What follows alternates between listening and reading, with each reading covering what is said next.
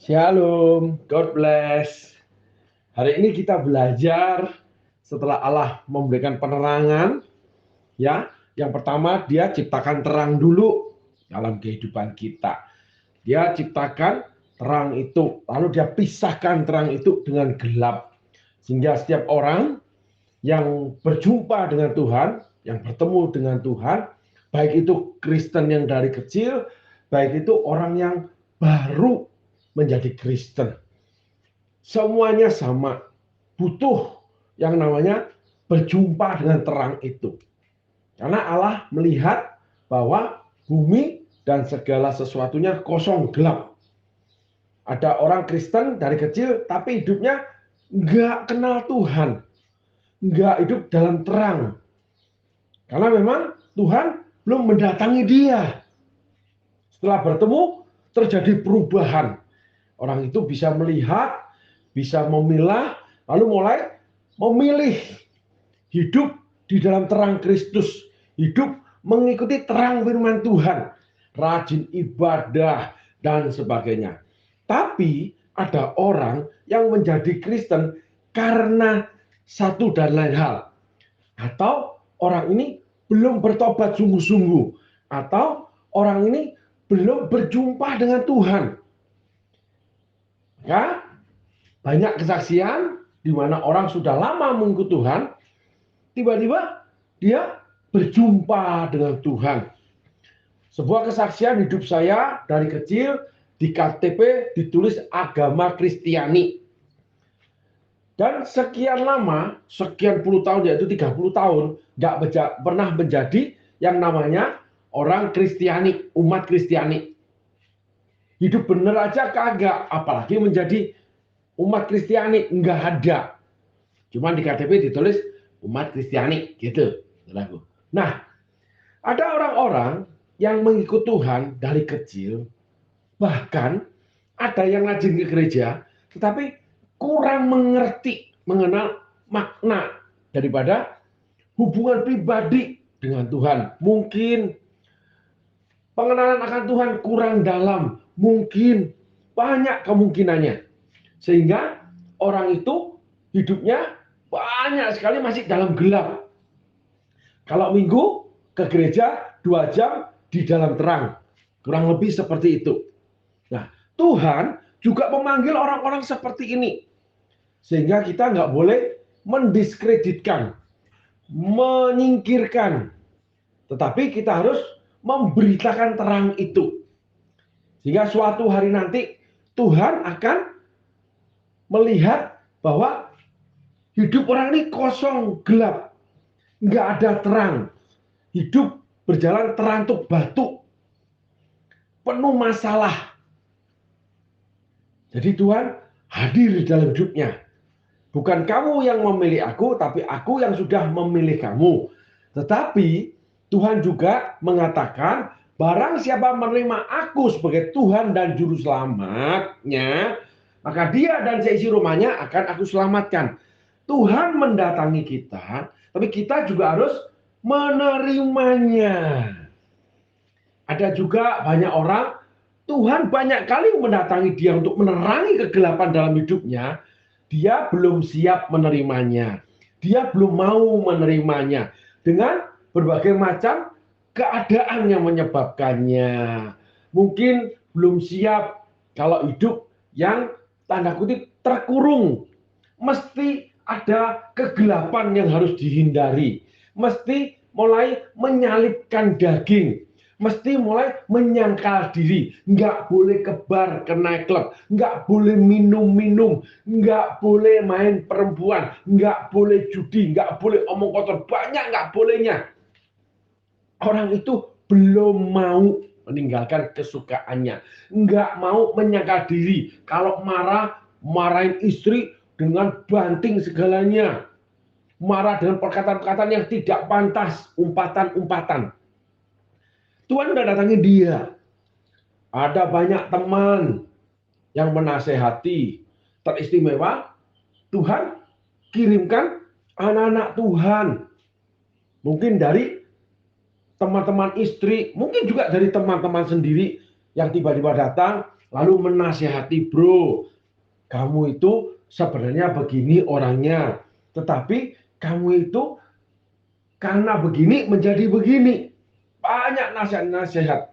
Bahkan ada yang lebih jauh, aku sarankan kamu mulai berdoa, bro. Kamu kan Kristen.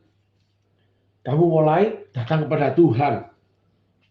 Oh, aku sudah ke gereja. Iya, tetapi perbuatanmu banyak hal yang masih dalam gelap. Bahkan ada beberapa hal kedapatan yang dimana malah mempermalukan. Namanya Tuhan sendiri dan sebagainya. Itulah orang-orang yang akan dipanggil Tuhan. Aku datang bukan untuk orang benar. Aku datang untuk orang berdosa. Tabib untuk orang sakit, bukan untuk orang sehat.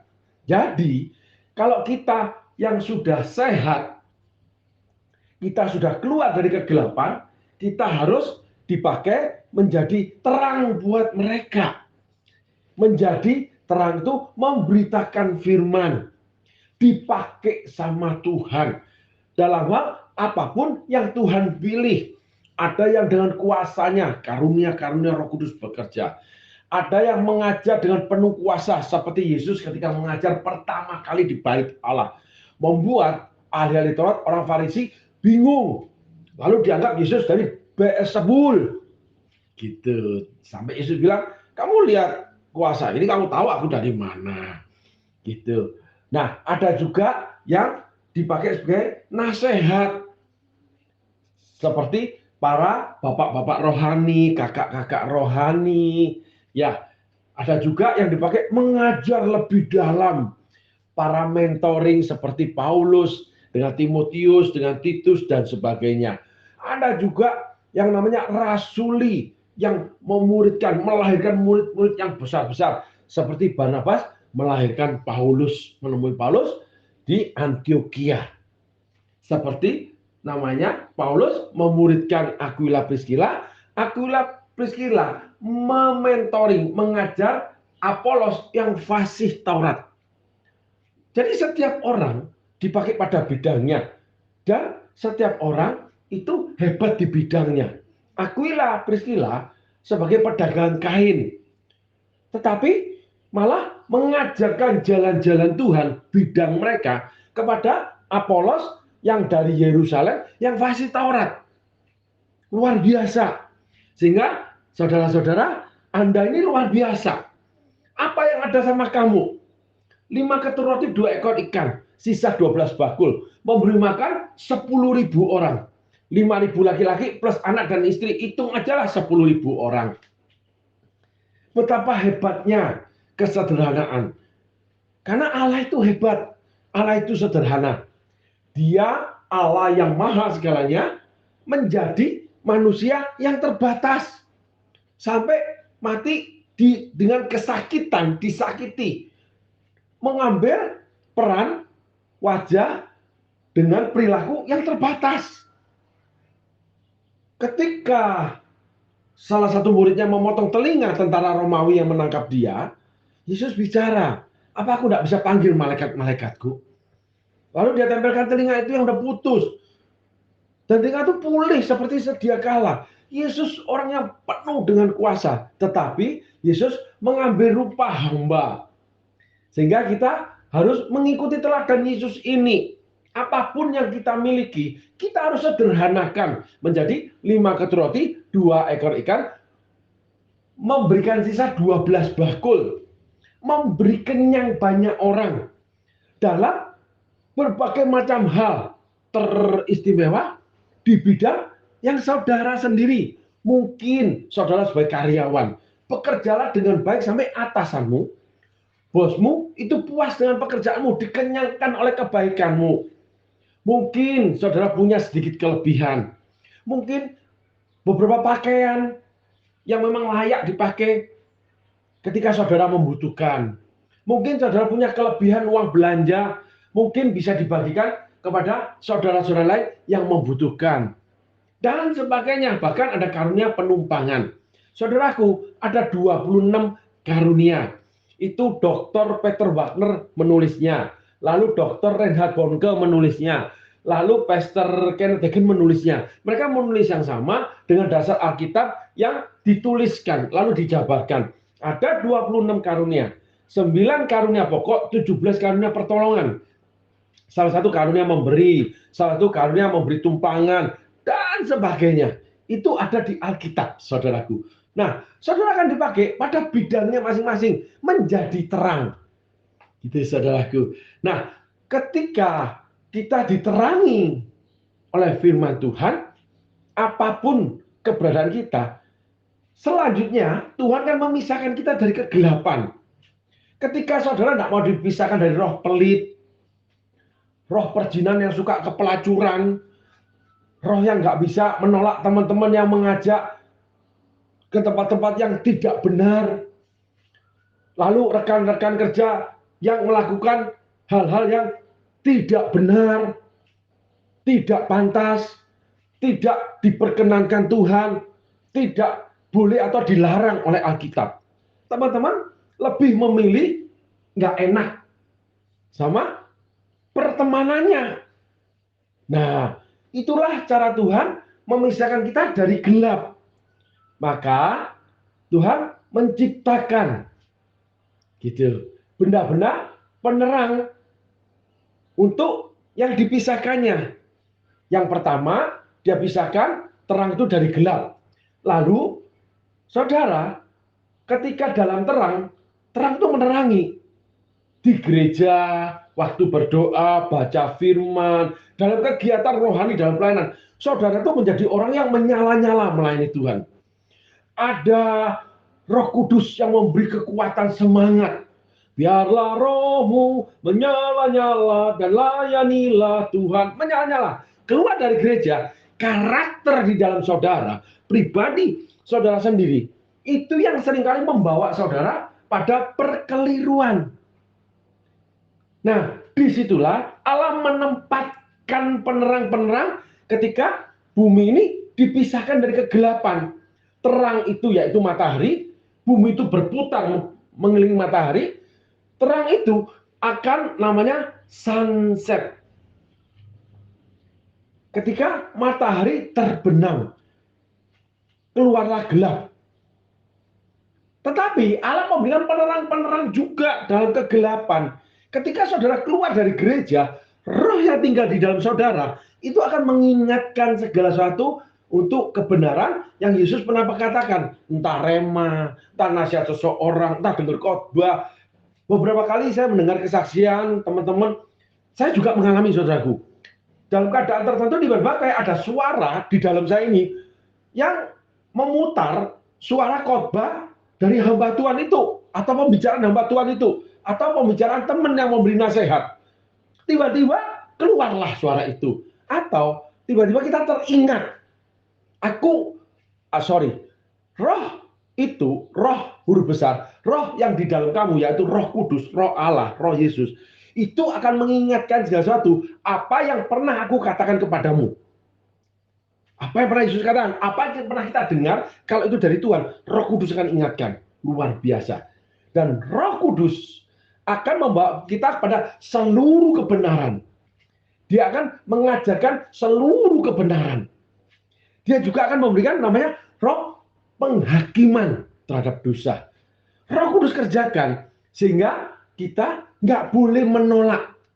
Ketika ada sesuatu di dalam kita, mengingatkan untuk menolak.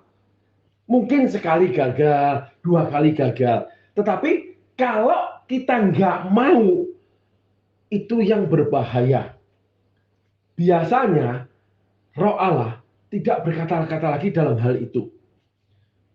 Seringkali Allah izinkan saudara mengalami hasil yang tidak enak daripada apa yang saudara perbuat. Sebagai contoh, ada seseorang yang mungkin meminjam uang, ada seseorang yang menyalahgunakan kebaikan saudara. Di situ terjadi hal-hal yang sulit di dalam diri orang percaya. Pasti saudara mengalami ini. Beda dengan ketika kekurangan kita harus memberi, beda. Kita melihat pribadi orang itu. Kalau diberi ini gimana, nggak diberi itu gimana. Salah satu contoh yang seringkali dihadapi orang-orang percaya. Nah, disitulah dibutuhkan penerang-penerang di waktu gelap, di waktu malam, yaitu bulan dan bintang. Bintang itu hamba-hamba Tuhan yang dipakai Allah untuk menuntun saudara pada kelahiran Yesus di dalam kehidupan ini. Saudara akan memberikan persembahan seperti orang-orang Majus. Dengan sukarela saudara beri itu. Nah, ada Yesus yang bicara, ada terang Yesus yang mengatakan. Tapi kalau enggak, Pastor, nah ini berbahaya. Ada yang namanya bulan. Bulan itu terangnya enggak seperti matahari. Apalagi kalau bukan bulan purnama, saudaraku. Namun, Tuhan berikan firman-Mu, pelita bagi kakiku, terang bagi jalanku. Jadi ketika kita menghadapi masalah yang sulit, situasi yang sulit, kita berdoa langsung. Roh manusia, pelita bagi Tuhan. Dalam hati, orang percaya mengalirlah aliran air hidup. Hati, sanubari, roh. Jadi roh itu sama dengan hati kita. Ada yang membahasakan batinnya kita. Boleh. Kita mulai berdoa, Tuhan kan meletakkan atau menaruh sesuatu di hati kita. Tiba-tiba timbul belas kasihan. Udahlah gua kasih. Kasihan. Atau tiba-tiba timbul hati yang nggak suka. Namun Tuhan ingatkan firman Allah. Jadi ada beberapa banyak variatif. Itu kalau boleh kita kelompokkan, itu adalah termasuk kerelaan memberi. Ada hal-hal memberi yang diharuskan, ada memberi yang hampir sama dengan namanya, kamu sesungguhnya wajib memberi. Yang pertama, hukum-hukum memberi. Yang kedua, harusnya kamu bisa memberi. Tapi orangnya gini Tuhan. Gitu. Kita lihat orangnya nggak suka. Tapi di hati ini, tiba-tiba timbul Tuhan taruh. Entah suara, entah rasa, entah ada belas kasihan. Atau kita nggak mau memberi, tapi Tuhan ingatkan. Ingat waktu kamu sulit. Kita tahu orang ini nggak baik. Kalau boleh disamakan yang paling gampang, Tuhan tuh tahu hatinya Yudas. Yudas ini sering mencuri uang kas. Tuhan tahu. Tapi Tuhan tetap pilih. Tuhan tetap beri kesempatan. Seringkali orang percaya dipakai Tuhan juga seperti itu. Dalam beberapa banyak hal. Saya ambil contoh untuk memberi. Nah di situ memang kita masuk di dalam kegelapan. Bingung. Nggak memberi salah, memberi salah. Mungkin situasi-situasi yang lain. Yang untuk melakukan tindakan-tindakan bukan dalam situasi memberi.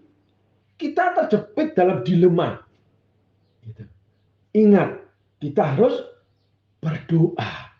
Kita harus menyalakan pelita. Kita harus menyalakan roh kita. Hati kita langsung berdoa dalam hati. Kalau engkau ingin berdoa, masuklah ke dalam kamarmu, kuncilah pintunya, dan kamu harus berdoa di sana. Yesus berdoa naik ke atas gunung. Yesus berdoa masuk ke Taman Getsemani, sepelemparan batu jauhnya dari para murid yang menunggu dia. Jadi saudara mengambil waktu pribadi ngomong sama Tuhan. Tuhan ini gimana? Beri waktu Tuhan untuk menuntun saudara. Dalam situasi kegelapan, bingung untuk melakukan tindakan. Seringkali mendadak, kanan atau kiri, maju atau mundur, naik atau turun. Nggak mungkin kita terlepas dari itu. Tapi Tuhan sudah sediakan banyak penerang. Banyak jalan, banyak cara. Hari ini kita belajar. Tapi pada dasarnya beri kesempatan kepada Tuhan. Beri waktu terhadap situasi itu untuk diri saudara berdoa kepada Tuhan. Lalu Tuhan secepat itu akan menuntun kita. Gitu. Karena Tuhan punya berbagai macam cara. Namun cuma satu pintu. Pintunya ada di dalam kita. Aku mengetuk pintu. Barang siapa berdiri dan membukanya. Ini masalahnya. Kadang kita malas berdoa. Malas ngomong sama Tuhan. Ah gini aja kok ngomong sama Tuhan. Kok Tuhan terus. Masalahnya bukan berdoa yang panjang-panjang. Masalahnya berseru kepada Tuhan. Apa yang harus saya lakukan? Sesederhana itu, mungkin nggak sampai yang namanya sekian detik, saudaraku. Tuhan, apa yang harus lakukan? Gitu. Tiba-tiba Tuhan pasti meletakkan penuntun-penuntunnya.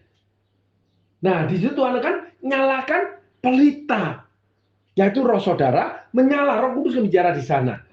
Di situ Roh Kudus akan bawa pada kebenaran firman-Nya yang harus ada minyaknya. Minyak itu artinya kalau di kitab Taurat itu mengkuduskannya. Setelah darah dikasih minyak. Minyak itu adalah kuasa yang menaungi kita. Apakah kita diberikan Tuhan hak melakukan itu? Sebagai contoh, kita ini bukan seorang pastor, misalnya. Tiba-tiba kita diminta untuk melakukan sesuatu tugas seorang pastor. Diberikan kuasa oleh pastor untuk menggantikan kita. Itu sah hukumnya. Sah hukumnya.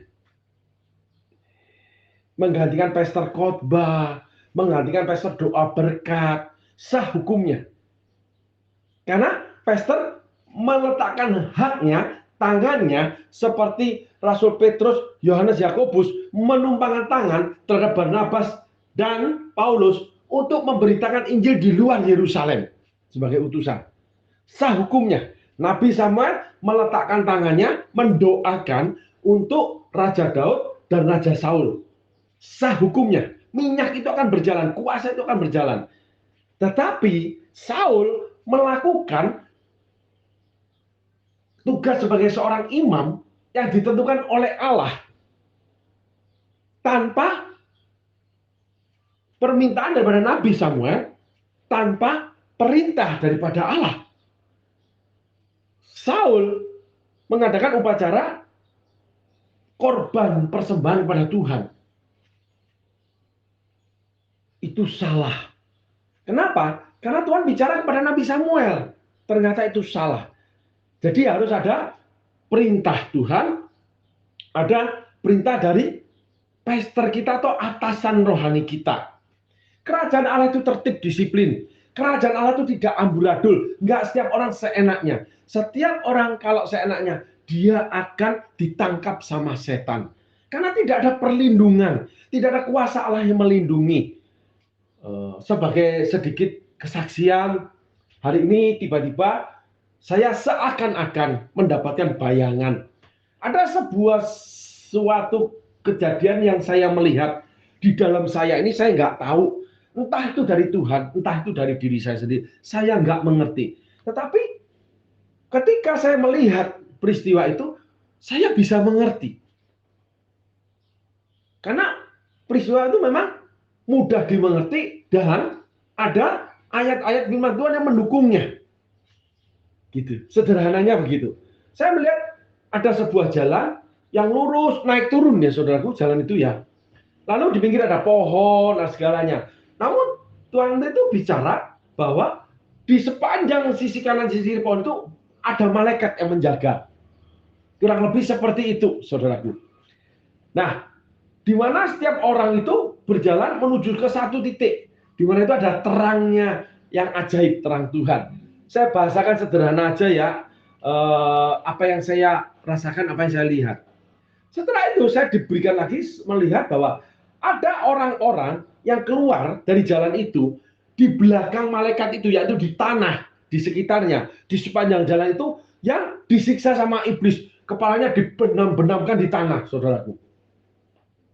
Sedangkan anak-anak Tuhan ini berjalan sembari menari-nari, ada yang berhenti di bawah pohon, ada yang ambil buah di pohon, ada yang memetik bunga sedikit.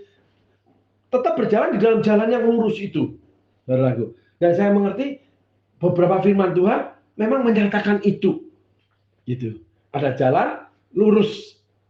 Saudara setting lurus, jalan lurus, saudara ketemu itu. Oh. Lalu Tuhan memberi pengertian. Tuhan tuh seakan berbicara sama saya bahwa setiap orang kalau berjalan di dalam kehendakku, dia akan dijagai sama malaikat. Pekerjaan di dalam kehendak Tuhan, otomatis tidak boleh ada kejahatan ya, tidak boleh pelanggar firman ya. Lalu kehidupan yang lain dari keluarga sebagainya itu dijagai sama Tuhan. Banyak malaikat yang mengelilingi kita. Ibrani 11 tulis itu. Banyak saksi bagaikan awan yang mengelilingi kita. Gitu. Dan saudara mau melihatnya, saudara boleh searching tentang malaikat Tuhan. Itu ada diterangkan. Jadi malaikat itu ada. Nah, Tuhan bilang bahwa kamu dijagai malaikatku. Tetapi apabila kamu menyimpang dari jalanku, kamu jalan sendiri. Di mana aku berada, pelayanku berada. Terus saya lihat ada setan memegang kepala seseorang, itu dibenam-benamkan di tanah, saudaraku. Mereka disiksa oleh setan, oleh karena tanah itu bicara hati. Bagaikan tanah kering yang merindukan air, demikianlah jiwaku rindu akan engkau. Alkitab banyak mencatat tanah. Itu berbicara tentang tanah hati kita yang kering. Dan kepala orang ini dibenamkan di tanah yang basah. Tapi dia dibenamkan di air. Orang itu akan tenggelam di dalam keinginannya, di mana iblis menyiksa dia dengan keinginannya. Karena keinginannya tidak sejalan dengan Tuhan, tidak selaras dengan firman. Hati-hati, saudaraku. Seringkali saya angkat, barang siapa ingin kaya akan jatuh dalam berbagai pencobaan. Oleh karena memburu uanglah, orang-orang itu akan sampai kepada maut. Maaf, saudaraku. Lalu, akar dari segala kejahatan adalah cinta akan uang. Saya memang melihat kesaksian hidup beberapa orang yang saya lihat, akhirnya mereka terbenam di dalam kesibukan memburu uang awalnya. Pingin kaya. Akhirnya melakukan hal-hal yang melanggar firman Tuhan. Awalnya mereka anak-anak Tuhan yang baik, hamba-hamba Tuhan yang baik. Yang pasti tipu dusta melekat dalam hidup mereka. Perhatikan nih saudaraku, ketika saudara mulai menyenggol area tipu dusta yang diawali dengan alibi. Alibi itu adalah menyalahkan keadaan, menyalahkan orang lain. Seperti Adam dan Hawa. Apakah kamu makan buah terlarang itu? Perempuan yang kamu beri. Orang jujur akan bicara seperti Daud. Aku sudah berdosa kepada Tuhan. Ketika Nabi Nathan datang menyampaikan firman Tuhan, bagaimana Tuhan itu menegur dengan keras, marah terhadap Daud. Jahat perbuatanmu terhadap Uria. Gitu. Daud bicara jujur, aku sudah berdosa pada Tuhan. Kalau ada enggak, perempuan yang kamu beri. Nah, ketika sebuah keadaan, sebuah suatu tidak enak, atau sebuah koreksi datang, atau firman Tuhan ketika tiba kita dengar, reaksi kita, itu kita harus waspada. Kalau ada alibi, itu ingat kita menjadi Adam. Kita sudah makan buah terlarang. Ada yang salah dalam hidup saya. Saya harus perbaiki. Kalau ada tipu dusta, itu berarti saya sudah jadi anak iblis. Ada pekerjaan saya, ada dalam kehidupan saya, di mana saya berbohong, menipu, atau buat sumir. Karena bohong itu paling gampang, loncat aja dari mulut selesai. Nggak butuh modal, nggak butuh tenaga. Cuma tinggal ngomong. Lalu mulai merangkai kebohongan demi kebohongan. Kita sudah jadi anaknya iblis. Iblislah jadi bapakmu. Sulitnya di sini saudara, tidak.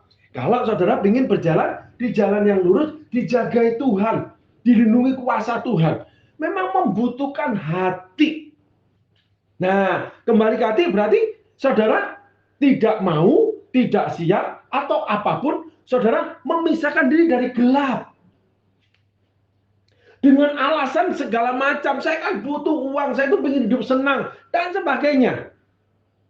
Alasan itu alasan yang dibuat oleh Adam dan Hawa. Tetapi apabila kita hidup di dalam terang itu, Tuhan tuh punya schedule. Tuhan tuh punya waktu, segala sesuatu indah pada waktunya. Menjadi kaya tidak salah, bahkan firman Tuhan menunjang, menopang, mengokohkan kita untuk itu. Berkat Tuhanlah yang menjadikan manusia itu kaya. Tetapi kekayaan yang Tuhan inginkan itu berbeda-beda. Kekayaan yang Tuhan kehendaki dalam hidup kita berbeda-beda. Kita nggak mungkin jadi konglomerat tinggal di pedalaman yang nggak ada listrik. Nggak mungkin. Kalau saudara ditentukan seperti Salomo, seperti Daud, seperti Saul, saudara akan tinggal di Yerusalem, di ibu kota. Tetapi Yunus diutus ke Niniwe. Namanya Musa itu diletakkan di padang gurun. Seorang pangeran, panglima perang, hidupnya akhirnya melayani Tuhan di padang gurun, bukan di Yerusalem, bukan di ibu kota, tidak. Bahkan Elia, Elisa berjalan terus sebagai nabinya Tuhan. Paulus berjalan terus membangun pelayanan. Petrus di Yerusalem. Semua orang itu sudah ditentukannya. Jadi semua orang harus selaras dengan apa yang dia tentukan. Dalam segala hal yang Paulus bicara, ada patok. Paulus angkat dari pelayanannya. Aku rasul di luar Yahudi. Jadi ada patok. Kita juga ada batas. Yang ketika karunia penciptaan, ketika Allah menjadi sang kreator, berkreasi di dalam hidup kita, Tuhan akan memberikan batasan. Yang namanya cakrawala. Di dalam cakrawala, sebuah garis akan terbentuk, itu kemampuan mata saudara menangkap benda di depan saudara. Coba saudara di pinggir pantai, di tengah laut, atau di sebuah padang gurun, sebuah tanah yang datar itu panjang sekali. Saudara nggak bisa lihat sejauh apapun. Ada batas. Maka dikatakan, jadilah seperti imanmu. Nah itu, cakrawala membatasi kita. Namun, dalam kehidupan ini, ketika kita menghadapi situasi yang pelik, nggak tahu apa yang harus kita lakukan, Tuhan berikan penerang yang namanya bulan, bintang, firman Tuhan, pelita bagi kakiku, lalu roh manusia pelita bagi Tuhan, langsung nyala. Tetapi saudara harus diberi kuasa. Sehingga saya mengerti pengajaran seorang pastor, bahwa ketika seseorang lahir baru, dia dilahirkan. Jadi ada orang itu yang menjadi raja, menjadi nabi, gitu, saudaraku, ya. Lalu menjadi anak Allah. Ketika dilahirkan, kita menjadi anak. Setelah itu diberikan kuasa memerintah, termasuk kuasa kegelapan, termasuk iman kita memerintah. Enggak kok, aku percaya sama Tuhan. Tuhan, aku percaya, kamu beri. Iman kita memerintah. Jadi kepercayaan kita itu adalah iman. Apa yang kita percayai, itu akan menjadikan segala sesuatu. Sederhananya begitu, saudaraku. Saya tidak ingin terlalu terlibat dengan bahasa-bahasa Alkitab. Kenapa? Karena untuk publik. Gitu. Jadi banyak orang bisa menangkap perkataan yang sederhana. Nah, setelah menjadi anak Allah, kita diberikan kekuasaan next level rohaninya, yaitu memerintah. Gitu. Anak Allah menjadi raja, lalu menjadi nabi. Nabi itu punya hubungan yang karib sama Tuhan. Boleh dibalik nggak, Pastor? Boleh. Menjadi nabi dulu baru menjadi raja? Boleh. Tetapi harus menjadi anak dulu, yaitu menerima Yesus sebagai Tuhan dan Juru Selamat. Jadi kita harus dipenuhi itu dulu. Menjadi nabi, kita punya hubungan dekat sama Tuhan. Otomatis kita harus meninggalkan kegelapan. Menjadi raja, kita harus menetapkan diri apa yang kita tetapkan. Kita harus di mana nih? Pekerjaan kita apa? Lalu kita harus bagaimana, pelayanan kita itu sebagai apa? Sebagai contoh, Rasul Paulus menuliskan rasul di luar Yahudi. Demikian juga dengan namanya Elia, Elisa, lalu ada jadi Salomo, ada yang jadi Daud, lalu ada jadi Musa. Ada orang-orang yang masa lalunya demikian hebat, tiba-tiba menjadi seperti Musa di padang gurun, melayani orang-orang sederhana. Ada lagi orang-orang sederhana, ya, mengembala kambing domba 1-2 ekor, tiba-tiba menjadi seorang raja. Ada lagi dari desa, dari bangsa nomaden, Yusuf menjadi presiden, menjadi perdana menteri sebuah negara, yaitu menjadi mangkubumi di Mesir. Banyak hal yang Tuhan tetapkan, tetapi kita harus berjalan di dalam terangnya, yaitu penetapannya, di dalam batasan-batasan Dia. Sehingga ketika menghadapi situasi yang pelik, kita akan tetap tertuntun oleh Tuhan dengan cara memberi waktu, memberi diri, berbicara pada Tuhan, lalu Tuhan akan bicara sama kita. Setelah itu, Tuhan akan memberikan namanya tanah. Tuhan memisahkan air dengan air. Setelah tanah, Tuhan itu akan menumbuhkan namanya tunas-tunas muda, pohon-pohon berbuah, lalu tumbuh-tumbuhan berbiji. Setelah itu, setelah semuanya selesai, saudara mulai belajar melakukan namanya firman Tuhan, mulai semakin banyak meninggalkan kegelapan. Saudara berjalan di dalam terang firman Tuhan sebatas apa yang Tuhan tetapkan. Saudara tidak mengejar lagi kekayaan, keberhasilan, tetapi keberhasilan dan keberuntungan menyertai kita apabila kita seperti yang diucapkan Tuhan pada Yosua. Apabila kamu hidup di dalam jalan-jalanku, tanah yang kamu injak itu aku beri. Apabila engkau baik-baik mendengarkan suara Tuhan Allahmu dan dengan setia melakukannya, tidak menyimpang ke kanan atau ke kiri, segala berkat ini mendatangi engkau. Itu Ulangan 28. Tetapi terhadap Yosua, setiap tanah yang kamu injak menjadi milikmu. Janganlah takut, jangan gentar hatimu, hai Yosua. Aku perlakuan kamu seperti Musa. Kemuliaanku akan menyertai kamu seperti aku menyertai Musa. Tapi dalam tugas yang berbeda. Musa mengajar, mempertobatkan orang Israel. Yosua merebut tanah Kanaan. Fase selanjutnya. Ada kuasa pedang yang bicara. Kalau Musa, kuasa perkataan Allah yang disampaikan Musa.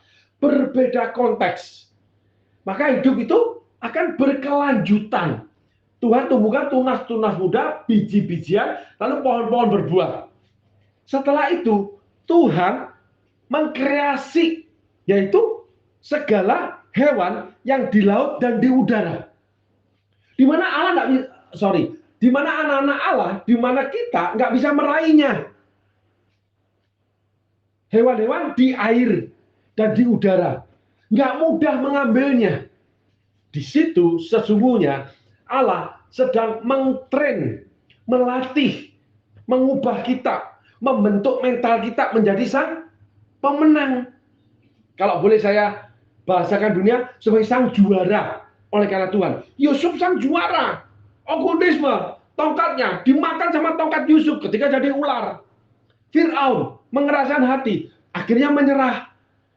Tidak ada satu orang mutahan menghadapi engkau. Bertujuh jalan mereka akan menyerbu engkau. Bertujuh jalan mereka akan tercerai-berai daripadamu. Itulah yang menyertai Yosua. Yosua sombong. Yosua memandang enteng masalah. Peristiwa di Ai. Yosua cuma ngirim 3.000 orang. Nggak tanya Tuhan lagi. Nggak doa lagi. Kalah. Nangis Yosua. Ternyata dikhianati sendiri. Oleh yang namanya Akan. Sehingga Akan dengan keluarganya sesuai hukum Taurat dilempari batu sampai mati oleh orang Israel. Kenapa? Mengambil, mencuri barang-barang yang harus dimusnahkan sama Tuhan. Milik orang-orang Ai yang ditumpas oleh Yosua. Kalah, tapi dihukum. Kenapa kalah? Karena ada barang-barang tidak kudus. Jadi pertanyaannya, kenapa saudara mungkin sedang mengalami atau pernah mengalami pekerjaan saudara kalah? Biasanya menang terus. Bahkan sampai dipermalukan dalam kalahnya. Termasuk pelayanan. Ada dosa, ada pelanggaran, ada buah terlarang yang dimakan. Jadi gimana dong, Pastor, kalau udah mengalami itu? Bertobat, jangan keraskan hati. Lalu jangan pelihara itu. Jangan ingat-ingat masa lalu. Aku sudah membuat jalan yang baru. Sungai di gurun aku temui. Langit bumi kanannya. Tapi firman-Mu tetap. Saat ini dia buka jalan. Dia buka jalan.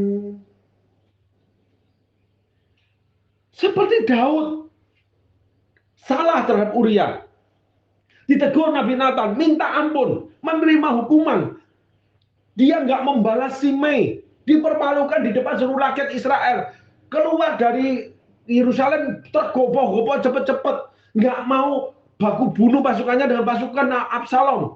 Di sepanjang jalan dilempari batu dari subuh tengah malam sampai sore hari, sampai di namanya pinggir padang gurun, dipermalukan sampai tanah berdebu. Seluruh rakyat melihatnya. Abisai ingin pancung kepala Simei. Daud nggak mau. Ada satu kata Daud yang sangat menarik. Biarlah ini menjadi belas kasihan Allah buat aku. Daud merendahkan diri dalam segala tingkah lakunya. Saya menemui ada anak-anak Tuhan yang ngomong minta ampun sama Tuhan, tapi tetap melawan keadaan. Tetap jutek, tetap judes, tetap jahat, tetap sombong. Padahal sedang mengalami masa-masa sulit. Menjalani masa sulit tapi tetap namanya menggerutu. Karena dia pelihara kekalahan dia. Artinya dia mungkin setengah mengakui atau tidak mengakui bahwa dia salah. Itu proses kan panjang seperti orang Israel di padang gurun. Kalau Daud tidak. Jadi ketika dia kuat dipermalukan, dia menundukkan diri, merundukkan diri. Bahasa saya yang paling tepat itu adalah tiarap. Tiarap saja. Dia bilang, biarlah ini menjadi belas kasihan buat aku. Apakah urusanmu, hai Abisai? Kalau Allah berfirman, aku nggak boleh kembali ke Yerusalem, siapa yang dapat mencegahnya? Kalau Allah berfirman, aku akan kembali ke Yerusalem, siapa yang dapat mencegahnya? Daud menggantungkan dirinya kepada Allah, walaupun salah. Setelah itu Daud dipermalukan oleh orang-orang rendahan, yaitu Simei, keturunan Saul, yang udah dikalahkan, yang ditolong sama Daud makan dari meja raja. Kenapa? Karena punya perjanjian dengan Yonatan. Daud tidak mengingkarinya. Daud itu orang setia dengan janji. Kita telah dari perbuatan Daud. Lalu Daud berjalan dalam duka, menangis seharian. Nggak mengangkat pedang walaupun punya pasukan. Seperti Yesus ketika ditangkap. Tidak memakai kuasanya. Berapa banyak anak-anak Tuhan masih sok kaya. Sok berhasil, sok dipakai Tuhan, lagak, laku, dan legeknya. Gayanya masih gaya orang kaya. Gayanya masih gaya orang dipakai Tuhan. Sombong, main perintah. Tetap punya hati sebagai bos. Sikapnya bosi namanya. Nggak boleh, saudaraku. Merendahkan diri sama Tuhan itu sangat penting. Betul dengan hati yang rendah hati. Menerima saja. Tuhan nanti beri pengertian setelah Tuhan ampuni. Berjalan waktu kita akan mengerti. Sehingga Daud pun mengerti. Dia tulis Mazmur 51. Nah, Daud sampai kepada padang gurun. Ternyata Tuhan sediakan seorang bangsawan memelihara seluruh pasukan dan keluarganya yang lari dari Absalom. Namun Absalom Tuhan izinkan kejar Daud. Tuhan sediakan hutan yang memakan pasukan lebih banyak daripada peperangan antara Absalom dengan Daud. Daud melewatinya, Absalom itu pasukannya dimakan hutan ini. Setelah itu dikalahkan oleh tentara Daud dengan panglima-panglimanya. Sedang Daud nggak boleh mengangkat pedang, nggak boleh berperang oleh para panglima sendiri. Tuhan bekerja melalui orang-orang yang Tuhan siapkan. Ketika kita mau merendahkan hati, kita sungguh-sungguh bertobat, melupakan yang lalu, menerimanya saja. Sakit memang. Tetapi kita memberi kesempatan Tuhan. Untuk apa? Melihat bahwa kita mengakui yang pertama. Yang kedua, kita merendahkan diri. Kita mau dipisahkan dari kegelapan. Kesalahan yang kita sudah buat. Ada pelanggaran mengambil buah terlarang. Ada punya alibi, ada apapun, dosa dan sebagainya. Kita, ya Tuhan, mungkin kurang mengerti sedikit. Mungkin juga kita belum mengerti banyak. Tapi ketika masalah datang, kita merendahkan hati. Tuhan sedang memisahkan kita dengan kegelapan kita. Mungkin terlalu emosi, mungkin terlalu begini. Ada banyak hal. Dan kitab Timotius mencatat, Tuhan akan memberikan kamu pengertian segala sesuatunya pada saatnya. Paulus tulis itu. Jadi Tuhan akan memberi pengertian di mana salah kita, masalah itu bagaimana dan sebagainya, lengkap paketnya. Nasi uduk plus namanya es jeruk manis. Karena rendah hati. Dan Daud tanpa berperang kembali kepada Yerusalem, menjadi raja kembali yang sampai akhir hidupnya tidak mengalami masalah lagi. Di dalam pemberontakan Absalom. Karena Daud tidak melakukan lagi pembunuhan seperti terhadap Uria. Awalnya sebelum Uria, Daud Itu gila, saudaraku. Sedang mabuk kemenangan. Hati-hati dengan teman-teman, saudara-saudara yang mabuk dengan kemenangan. Saya melihat ada orang-orang, pastor-pastor, pengusaha-pengusaha, anak-anak Tuhan, maupun melayani maupun tidak. Ketika mabuk kemenangan, dia mengalami seperti Daud. Mabuk kemenangan. Sebelum membunuh Uria, Daud itu bisa mengalahkan sebuah bangsa. Pasukannya dijejer, satu barisan A, B, C, D sampai Z mungkin. Sekian puluh ribu tentara dia jejer. Dia katakan ganjil genap aja deh, 1 sampai 10.000 barisan. Barisan ganjil sampai ke 100 bunuh, yang genap jangan. Itu ditulis, gila Daud itu, saudaraku. Mabuk kemenangan, nyawa manusia tidak ada belas kasihan dia. Dibantai habis sama Daud. Saya pun mengalami dosa yang sama. Mabuk kemenangan. Akhirnya Tuhan tegur Daud. Tuhan izinkan didiamkan dulu sama Tuhan. Sampai peristiwa Uria. Tuhan tahu, Tuhan tunggu kita di perempatan sana. Tuhan tahu, Tuhan tunggu kita di ujung sana. Tetapi apabila kita tidak datang minta ampun, tidak berbalik, tidak mau menerima bahwa kita salah, kita menjadi seperti Saul. Lebih jauh ingin membunuh Nabi Samuel karena kecewa. Karena mabuk kemenangan. Sehingga Saul matinya mati tragis masuk neraka. Daud mati dalam kekayaan dan kehormatan. Sampai memutih rambutku. Itu ditulis di kitab Tawari. Kau putuskan aku menutup usiaku. Umur panjang di tangan kanannya. Kekayaan di tangan kirinya. Tuhan punya 2 tangan. Tuhan berikan semua buat kita. Tetapi kita harus merendahkan diri. Kita mau dipisahkan dengan kegelapan. Karena Tuhan menumbuhkan pohon-pohon yang berbuah, tumbuh-tumbuhan berbiji, tunas muda. Kita jangan mabok dengan apa yang Tuhan sediakan. Setelah melewati itu semua, baru Tuhan berikan yang namanya hewan-hewan yang di laut dan di udara dulu. Di mana kita sulit mengambilnya. Kita harus belajar. Daud mengatakan, Tuhan Allah mengajar aku untuk mengangkat busur. Pada dia merobek mulut singa dan beruang. Dia harus belajar mengangkat panah, bukan merobek. Karena dengan panah dia bisa bunuh banyak orang. Kalau dengan tangan dia bisa terbunuh. Tuhan Allah mengajar aku mengangkat busur. Tuhan akan ajar di hal-hal yang lebih lagi, lebih besar, lebih canggih. Seperti Yusuf belajar di namanya istana Potifar. Dibawa kayaknya lebih bawah, tapi Yusuf mau menerimanya. Karena Yusuf mungkin didapati Allah kurang sesuatu. Karakter masih belum sesuai dengan standar Tuhan. Dibawa sebagai nabi. Mestinya dia kecewa. Tapi Yusuf tetap melakukan yang terbaik. Sebagai orang yang menyembah Tuhannya orang Israel. Sehingga Yusuf didapati punya karunia. Di mana karunia itu dipakai Allah untuk mendudukkan Yusuf di kerajaan Fir'aun yang memimpin seluruh istana pemerintahan Fir'aun di luar keluarganya saja. Bayangkan saudara, ada hal-hal yang Yusuf harus lewati duka itu. Yusuf mau menerimanya, Daud mau menerimanya, yaitu didikan Tuhan. Jangan pandang enteng didikan Tuhan. Anak yang dikasihkan disesat dan dihajarnya.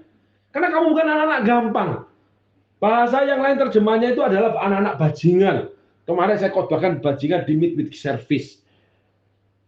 Di mana orang-orang dirasuki kerakusan. Daud rakus kekuasaan jika dia bunuh prajurit musuh sampai tidak ada belas kasih. Tapi Daud mau mengakuinya, merendahkan diri. Dia harap mengaku salah. Dan Tuhan kembalikan. Duduk di pemerintahan Allah. Yusuf menjadi seorang yang paling berpengaruh di kerajaan Mesir dan menjadi the best di dunia saat itu. Kerajaannya terbesar, terkaya dan sebagainya. Dengan menjalani masa-masa menjadi budak, lalu menjadi pemimpin di istananya Potifar, tiba-tiba menjadi nabi, jatuh lagi, enggak apa-apa. Seperti Daud jatuh, digulingkan sebagai raja, enggak apa-apa, biarlah menjadi belas kasihan Allah. Dan Daud mengerti, hanya kepadamu aku sudah berdosa. Daud tahu kalau dia salah. Sehingga Allah mulai menyediakan lebih canggih Demikian juga hidup kita. Ketika Tuhan mulai memakai kita, ketika Tuhan udah berkati, tiba-tiba kita bisa jatuh. Tiba-tiba semua itu kayak lenyap. Seperti Abraham diminta Ishaknya. Abraham lolos. Karena Abraham punya kerelaan, kerendahan hati sama Tuhan. Ini cuma spiritnya ya, kalau tentang Abraham menyerahkan anak untuk disembelih. Daud dalam kesalahan, merendahkan hati, tiarap. Biarlah menjadi belas kasihan Allah. Tuhan lipat gandakan kekuatan dia. Yusuf sebagai anak orang berada, anak manja, anak yang paling dikasihi ayahnya, diberikan jubah terbaik. Tiba-tiba menjadi budak cuma pakai kain cawat. Setelah beberapa tahun, Yusuf diproses 17 tahun. Dia menjadi kepala daripada segala yang dikerjakan di istana Potifar. Sebagai pejabat istana Fir'aun. Udah enak nih. Udah jadi dirut. Udah jadi manajer, udah jadi pimpinan perusahaan, tiba-tiba malah jadi nabi, tiba-tiba malah dicopot jabatannya, tiba-tiba perusahaan kena masalah habis. Padahal kita juga nggak mauin itu. Segala sesuatu seperti, wow, Yusuf difitnahkan. Tapi Yusuf sebetulnya itu, saya pernah baca tulisan seorang hamba Tuhan, dikatakan Yusuf itu seperti merak. Sombong. Tuhan sedang berurusan dengan roh kesombongan Yusuf. Sehingga ketika Yusuf pada waktunya dipakai Allah, tujuan Allah memanggil Yusuf. Yusuf menerima seluruh keluarganya, dipersiapkan untuk menjadi budak 400 tahun. Yaitu dari Yakub ke anak-anaknya sampai anak cucu cicitnya. Diperanakkan di Mesir sama Tuhan. Bukan di tanah Kanaan. Tuhan punya rencana. Tapi Yusuf menerimanya. Yusuf direndahkan jadi seorang nabi. Tetapi oleh karena dia diberikan karunia menafsirkan mimpi, Yusuf akhirnya menjadi Perdana Menteri. Demikian kita juga up and down. Tapi kita tetap ada di jalan yang lurus. Jalan lurus saya lihat ada naik turun bukit dan sebagainya. Tapi apabila kita keluar dari kehendak Allah, kita melanggar firman Tuhan, apalagi dosa-dosa tersembunyi, atau kita betul-betul meninggalkan pelayanan, meninggalkan gereja di tempat kita Tuhan tempatkan, meninggalkan pekerjaan di mana kita itu diberikan tanggung jawab yang besar oleh Tuhan. Dengan alasan apapun, alibi apapun, saudara akan disiksa oleh keinginan saudara. Yaitu saudara ingin hidup mapan, nyaman, dan tentram. Karena di dalam Tuhan, itu ada sebuah perjalanan di mana Tuhan menuntut sebuah kerendahan hati untuk dipakai menjadi seperti Yusuf, the best on the world, menjadi Musa, orang yang rendah hati, mau melayani namanya para budak, orang-orang miskin, atau seperti Daud, anak orang miskin, menjadi orang kaya raya, jatuh bangun imannya, tapi punya hati mau merendahkan diri sama Tuhan. Apabila tidak, saudara menjadi seperti Saul. Ketika Saul diurapi menjadi raja, dekat dengan Nabi Samuel, sampai bernubuat diurapi. Mendapatkan urapan seorang nabi, sampai dipertanyakan di Alkitab, apakah Saul seorang nabi? Orang-orang bertanya, dan ditulis di Alkitab. Bahasa saja saya dipertanyakan Alkitab. Yang kita tidak bisa jawab pertanyaan itu. Setelah itu, Saul ketika ditabiskan jadi raja, sembunyi, malu, minder. Tapi ditemukan oleh Tuhan. Sampai Tuhan sendiri harus menemukan dia. Setelah ditabiskan, tetap pulang ke rumah. Jadi gembala lembu. Walaupun itu sudah diikuti orang-orang perkasa. Tuhan itu masih butuh waktu membangkitkan Saul. Bayangin, Daud langsung jadi raja, nggak apa-apa. Saul itu minder lebih daripada Daud. Tapi ketika Tuhan buat sukses hidupnya, Saul dengan sengaja melanggar perintah Tuhan. Saul tidak ada rasa bersalah mengambil alih tugas Samuel. Dan Saul mau membunuh hambanya, yaitu Nabi Samuel. Membuat Saul kehilangan kuasa yang menyertai dia. Kehilangan kaki diam Tuhan. Roh Tuhan undur dari Saul. Yang menggantikan roh jahat merasuki Saul. Hingga hari ini kita belajar, saudaraku.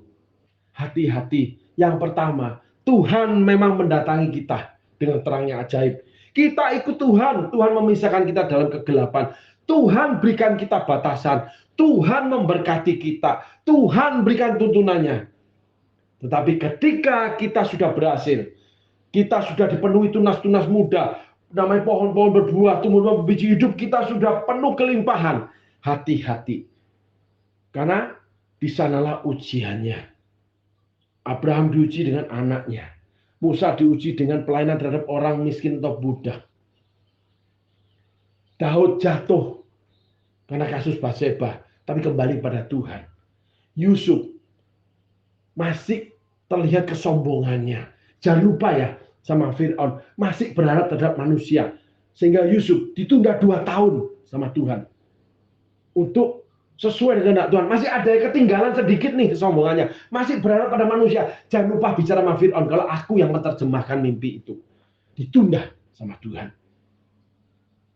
Ada juga Saul yang dengan terang-terangan melanggar Tuhan, dengan terang-terangan menolak jalan-jalan Tuhan. Sangat berbahaya, saudaraku, ketika kamu berhasil. Hingga hari ini kita harus belajar, kita harus memelihara roh rendah hati. Kita harus tetap berpegang pada ketaatan. Kita harus tetap berpegang pada firman Tuhan yang menuntun sebagai lentera bagi kaki kita. Kita harus berjalan di dalam keterbatasan yang Allah tetapkan, yaitu cakrawala. Kita harus meninggalkan kegelapan. Ketika kita diberkati, ingatlah, Tuhan sediakan lebih lagi daripada namanya pohon-pohon berbiji, tumbuh-tumbuhan berbiji, pohon-pohon berbuah, tunas-tunas muda, yaitu hewan-hewan yang ada di air dan ada di udara. Di mana Tuhan akan bawa kita lebih lagi. Kita harus belajar lebih lagi. Karena ada rencana Tuhan yang di ujung sono di dalam terangnya yang ajaib. Menyediakan segala sesuatu yang tak pernah kita pikirkan. Yang tak pernah kita lihat dan tak pernah kita dengar.